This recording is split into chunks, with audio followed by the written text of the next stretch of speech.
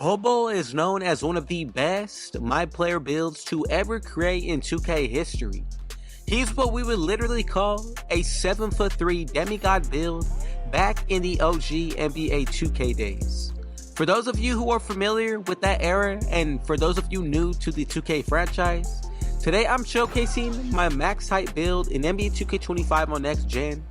This isn't just a build, it's one of the funnest Playmaker builds to use, and it offers an unparalleled versatility in shooting, defense, and offensive capabilities. Now, I can't say that you don't take a lot of risk when it comes towards using a build with maxed out height, but I feel like it is truly rewarding with this build placed in the right hands. Not only do I feel as though this archetype can defend just about any position, but with the way that I've crafted it today, you'll be able to be a powerhouse on both ends of the floor.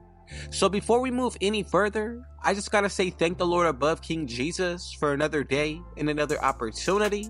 God bless every single one of you, and if it's your first time coming through, be sure to hit that sub button if you're new, smash that like button, turn on post notifications to be a part of the rich family, comment down TG for thank God and where you're tuning in from so I could get back to you with a response. So what makes this archetype truly special is its versatility, and with this build there are many different playstyles that you can adopt to, and with the way that I've set out to get the pro dribble animations, you can definitely play as a point center on your team.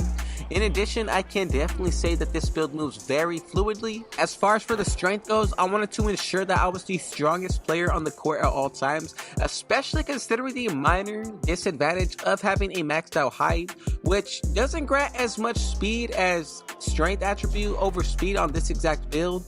But you can see from my gameplay, I think this is the perfect blend and mix to be able to be a playmaker at the max height. It truly feels special, and in NBA 2K25, finding the correct dribble animations and learning how to dribble with them can be really uniquely rewarding. Now, the fluidity of movement with this build is not just about speed, it's pretty much about how each step and dribble really does feel intentional, allowing for, a lot of big men to navigate not only through the defenses, but you can surprise a lot of people with the agility on this build, paired up with those pro dribble animations that you can potentially get depending on your height. I focus on strength with this build because it's not just about overpowering your opponents, but it's truly about positioning yourself, holding your ground, and you can really utilize your body to manipulate the game's flow, especially whether that's in the post or on the perimeter. This build has all the capabilities to pretty much stop any other center that you go up against, and thanks to that high strength that I've prioritized today, on the offensive side, despite of the max height, I made sure that this build can still post score, be a bully, and still shoot. For a max height build, I truly feel this is one of the fastest and strongest archetypes that you can make. It takes a lot of patience to learn how to move fluidly with a big man, especially if you want to learn how to dribble, man. I think it's definitely worth the time taking, particularly if you want to use a build and this kind of center as your main build. You definitely want to take full advantage of that. And if you want a full breakdown of this archetype, let's get this video to 100 likes, and I'll bring that to you. However, today's build does remind me, of those NBA 2K15 stretch bigs, outside centers, and pretty much any type of outside stretch big that you can make back in the older 2Ks. So this build has the capability to not only be a lights out shooter, but also replicate one of the most rewarding playstyles in Bol Bol. Now, I know he necessarily hasn't had the most success in the NBA, but for those who have seen how he can move for his height, it's truly something special to watch, and to replicate that, just a small glimpse in NBA 2K25 is what I aim for, especially when it comes towards dribbling. I can say for myself, this has become one of my favorite aspects of this build, because once you get that down, you can pretty much do anything you want, whether it's post scoring or shooting outside. This build definitely has a jump shot that can hit consistently. You'll be able to maintain bronze limitless range and posterizer, which I think are two game changers for this build. Even with this archetype, you can maintain a 99 strength, which I think and believe it's one of the most important attributes to work with on this defensive side this year. So there's a minor learning curve with learning how to work with big men like this kind of build on defense, but if you put the time into learning the new defensive mechanics and how to use aggressive defense and when to play hands up defense, I don't think you're going to struggle on the court against any build. I've gone against countless archetypes, from 5'9" builds to maxed out 7'3" builds, and I can say it all depends on how you use the defensive mechanics.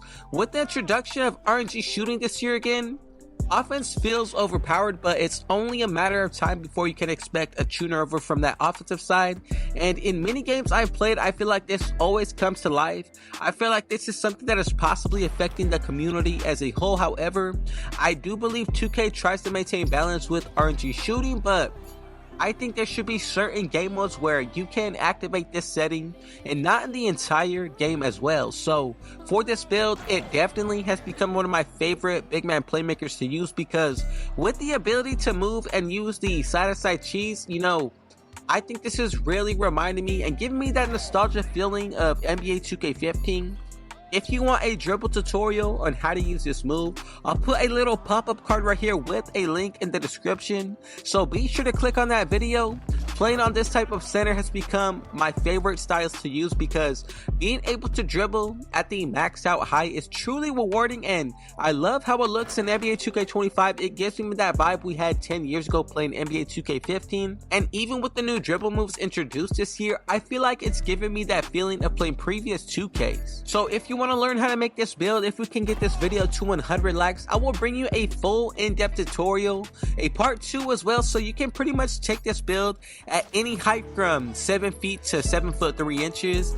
And while you're at a lower height, you might get more attributes. It doesn't necessarily give you that same exact feeling as playing on a maxed out height center from, you know, back in 2K15 when you can actually use the side-to-side cheese. This is a small replication of what I'm doing throughout the gameplay. I personally do love centers, especially this build, because most people are maxing out their rebounding this year, not focusing on offensive attributes, which I think it needs to change. You know, a lot of players don't focus on shooting or offense as a whole, and it's a huge impact on your team in all game modes like 3v3 and 5v5. However, you can use a build like this that is all around. It's not only rewarding to yourself, but in situations where you need to adapt, that's perfect. If you can move and dribble, you know, like I am on this big man build, going down to shorter builds will only be easier for you. I've taken many moves that I've created with shorter builds and tried them on my big man, creating some of the best gameplay to replicate Bol Bol's game. Now I want to dive a little bit into how we can actually use this build in different scenarios and game modes. So in the rec, you know, I think this build can definitely be that anchor on your team, not only in scoring, but with playmaking. Now with the height, you can definitely tower over defenses, making you one of the most dominant presence, and making passes that are going to be, you know, super important are key on this build, because we have just enough pass accuracy for that. Now in the park and smaller settings, your size combined with your skill, you know, you have a unique advantage, because you can pretty much do just about anything, and especially dribble on this kind of build to create even more space. Your shooting, that's going to keep the defenses honest, and the defense itself is really imposing. Now making this build and taking it into the park, I think it's definitely going to be rewarding.